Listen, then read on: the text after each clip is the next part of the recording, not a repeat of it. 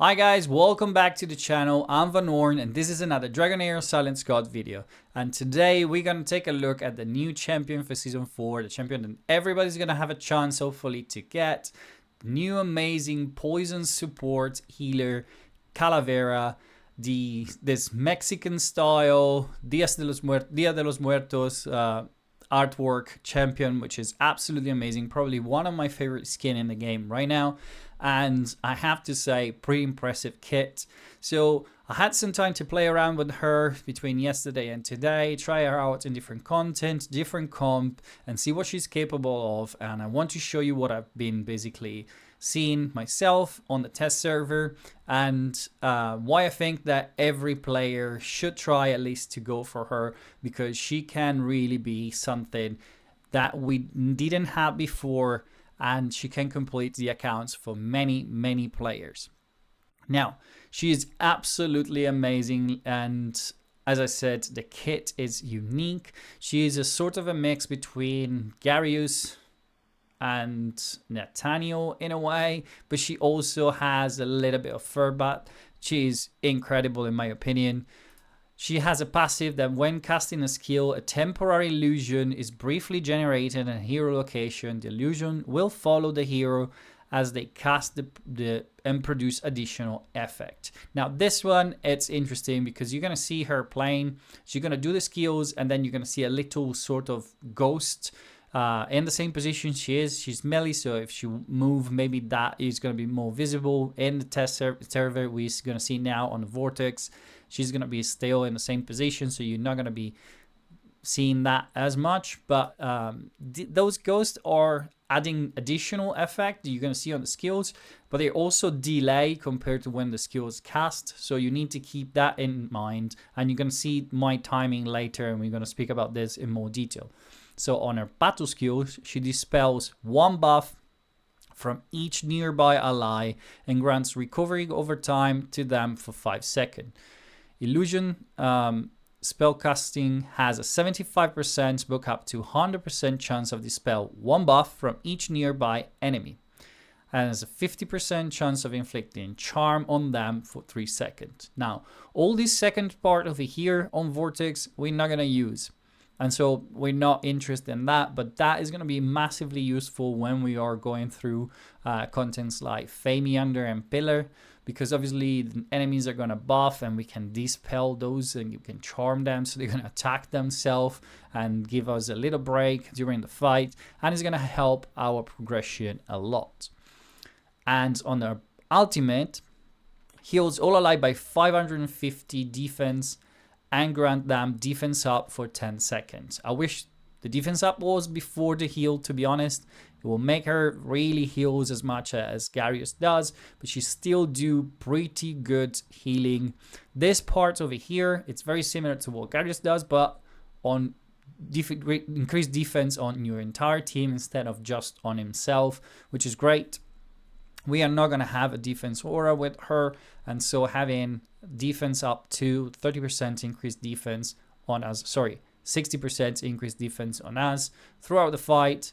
Every time she uses the ultimate, it's really useful. Now this part happened when she cast the skills. So at the timer you're going to put her ultimate, she's going to do this effect. Now the illusion will do something else, and it's massively delayed compared to when she do it, and we're going to see that in the fight in a minute. So the illusion spellcast deal 510% attack poison damage, which is not going to be much because you're going to build her with defense, to all enemies with 100% chance of inflicting attack penalty 2. So running her with Furbat means that pretty much we can time it out to have decrease attack on the Vortex full time for the entirety of the fight, and it's really good. We can build her to do more for us, because obviously we're gonna take advantage of that heals on the ultimate, and we're gonna build her with the gatekeeper stuff, which is gonna give us a shield and it's gonna protect our champions throughout the fight, keeping our team alive longer. As you can see over here, I built her with the Monolith set to increase the heals, and I've given her the Moonlight Mantle with a defense percentage and HP. She's built with a decent high defense, nothing crazy. I'm trying to keep it kind of relatable. It's season 4, so I hope that most of you are going to have some of the artifact that I'm going to use. And I'm aware that this is endgame gear, and by the time we get to Vortex level 2, we're not going to be gear as much. But I just want to show you the potential of the champions, and so hopefully you're going to see how good she can scale throughout the entirety of the game, hopefully bring you to Vortex 4. Now, in Vortex 2, obviously, we're not going to have to deal with the decreased defense, but we are preparing for that. And so I want to show you a comp that can scale with the game. Obviously, the gear is what it is. I don't have the chance to scale back the account or anything, but we don't have any affinity Psychic Core, and I'm going to show you that as well. So the team is well geared for sure, but has some downside outside what you're seeing just on the gear on the champion. The other support on this comp is going to be Furbat. He is in protection set with Mona Lisa, high defense, and he has the horn because I want to take advantage of his healing on the battle skills, the continuous heal nest that is generating on his battle skills, so it can boost the damage of my DPS. I'm using a free-to-play legendary, which is Erich, to place my decreased defense with Witcher's Remain, and he is built with a 0 set, so he's going to do basically the increased attack at the same time as the decreased defense. He hits 5 times, so he's a good applier for decreased defense. I want him to go first, place the decreased defense, give us the increased attack, and then unleash my main DPSs, which are Tonanon, an epic that hopefully everybody has by this point in the game, built with the Rivatrix root and this new set, which is called Shade of Death, which has a weird passive on the set where do more damage depending on the crit damage. I'm not sure this is the best set for Vortex, to be honest. I have available also the aerial set, but I don't think we're gonna have that in the game. There must be some error coding here on the test server. I think the 4 sets that are dropping from Venoms are not gonna be including this. It's gonna be the Emissary Whisper, the Echoes of War, the Shade of Death, and the Unclean Bloodline from what I've seen. So maybe it's better to use something that is more relatable for now, and we might gonna see in the game. So I'm using this one, which is called, again, I've already forget. It is called Shade of Death. He's built, or she's built actually, with 79% crit rate. I'm missing 1% of it there. Good attack, decent crit damage. She built up her crit damage during the fight. And then my last DPS is another legendary in this case, but it can really be any wild champion with an aura because we don't have a usable aura over here. I've chose her because she has a good crit damage aura in all battle, but you can use Foley, for example, or you can use the Joker. I don't remember the name. Kaspar, I think is called. Someone that has an aura. She does also good damage. She's built as DPS, so I chose her. Also considering the fact that maybe some of you lucky out there got some legendary from the horn and you got her maybe. I don't have her. I never got a legendary from the horn, but I wanted to try her out and see what she can do, and so I chose her for today's video. She is built for damage. She has a multi-hit ultimate that hits 3 times. She does a lot of damage with the battle skills as well, and she has an ultimate that when a basic attack or battle skills trigger critical hit, recharge her ultimate by 5%. Now we're timing her, so that ultimate here is not going to be useful, but might be useful somewhere else in the game. Good champions, not OP, not crazy impressive, to be honest. She does less damage of Toronam, little spoiler to the end, but she's a good champion nevertheless. So let's jump into the fight and let me show you actually the timing first, because that is going to be very important. We are using Furbat, our main decrease attack, at 21.5 at 20 seconds. So it's going to do the ultimate just before the Vortex ultimate hit us, basically at 21.4. I want to use him because it's easier to time, and he does the decrease attack when he does the skills straight away. As I said, Calavera is a bit difficult to time, and basically I found out there is almost a 4-second delay or even 5-second delay between when you're using the skills and when you actually place the decrease attack. We're going to see that exactly right now in the vortex. So for me, the best timing I've found is 26.5. She's going to shield at that point, and a few seconds after, she's going to place the decrease attack right before the lightning strikes of the boss, when the decrease attack from Furbat is falling off. Then I'm going to have Erich going at 11.7 because that is the time that he does his first skills. Every 20 seconds, I spaced off a little bit the other two, giving the time to Erich to land all 5 hits to have more chances to place the decrease attack and give us the increased attack. Decrease defense, sorry, and give us the increased attack. And then Tonanan is going to go right after, and Felicity is going to go last. This is everything for the timing. The placing is very simple altogether, so Furbat can heal all of them. I'm using, as I said, the crit damage aura. Let's jump into the fight and let's have a look at the animation, as I said. So you're going to see that the fight starts normally. She starts doing her battle skills that here, unfortunately, doesn't remove anything so far.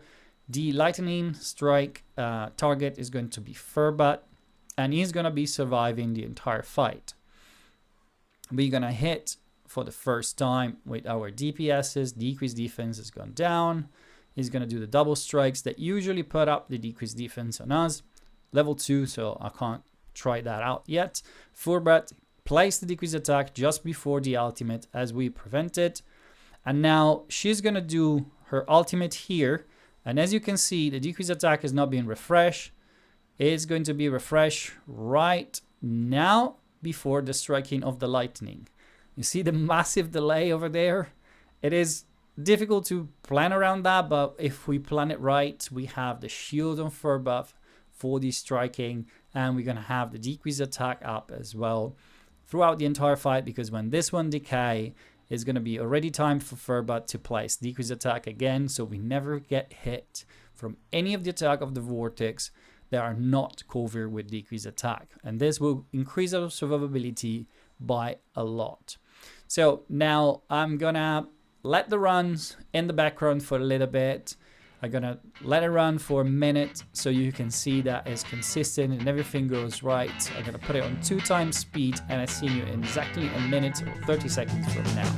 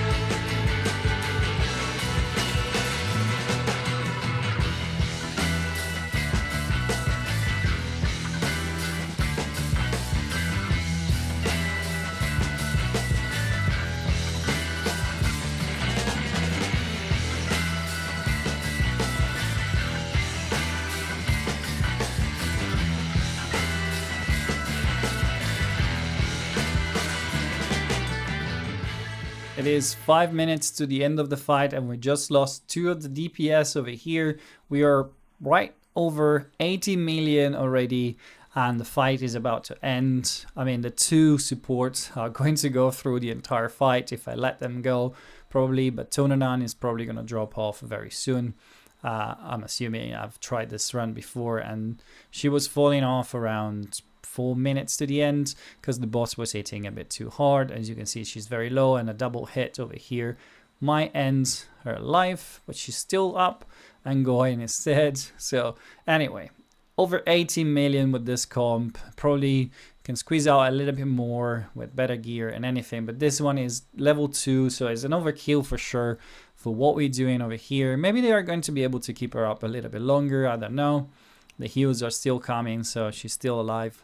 But over 80 million, pretty impressive for this comp, or very achievable if you want. You know, if you're lucky with the pull and you got from the horn, you got your Felicity, you can pull this team together probably by the half of the season where we're going to have access to Calavera. and so you're going to be able to use her by the time we get to level 4 really. Until level 4 we really don't need her, so it's going to be a perfect timing, to be honest. Let me quit this run anyway, because we don't need to see it go into the end. 81 million is more than enough for what we need to do. And let's have a look at the damage split and how much she's been healing, especially compared to Furbat.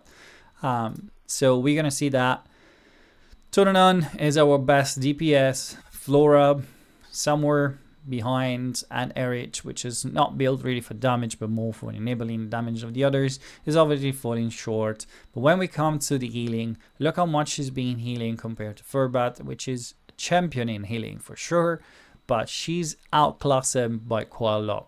And she's been placing that decrease attack to cover the rest of the fight, so it's really, really good. Her kit, it's amazing, absolutely amazing.